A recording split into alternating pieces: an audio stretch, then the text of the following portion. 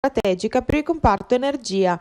I rappresentanti dei comuni coinvolti, insieme a quelli interessati dal tracciato dell'elettrodotto Re di Puglia Udine Ovest, hanno espresso il proprio malcontento in regione, anche supportati da una manifestazione dei forconi, intesi come strumento simbolo del mondo rurale. Siamo stati chiamati dal soprintendente ai beni archeologici a visitare l'area della centrale di Udine Sud, che è un territorio immenso a cavallo fra i comuni di Santa Maria la Longa e Pavia d'Udine.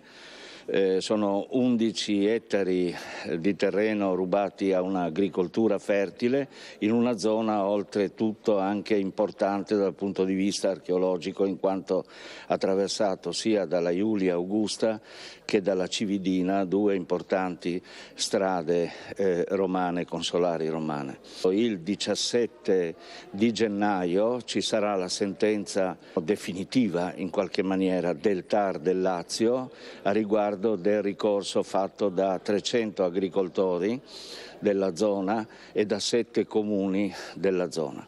Protestiamo semplicemente perché ci sono due pesi e due misure sul territorio nazionale. Abbiamo il Friuli che viene attraversato dai piloni altri oltre 60 metri. Ho dei grossi dubbi e abbiamo dei grossi dubbi su come i problemi dei cittadini vengono rappresentati dai nostri regionali, mentre arriviamo nel Veneto e direttamente sul confine, come per magia, dai piloni si passa al sottoterra.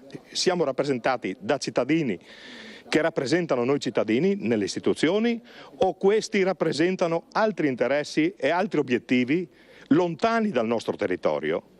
Non è che qualcuno magari ha delle mire di fare il primo ministro o il ministro e che non può permettersi di andare contro il capoccia di Roma? Siamo un po' a protestare perché ci avevano promesso tante cose e poi invece fanno quello che vogliono.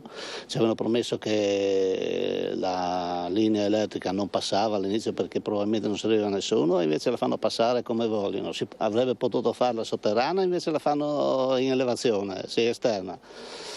Bah, le cose, noi siamo abitanti del posto, abbiamo il diritto di essere informati prima e rispettati dopo per la nostra vita sul posto, se poi non ci possiamo vivere, non ci possiamo lavorare sotto, sì, insomma, siamo delle persone.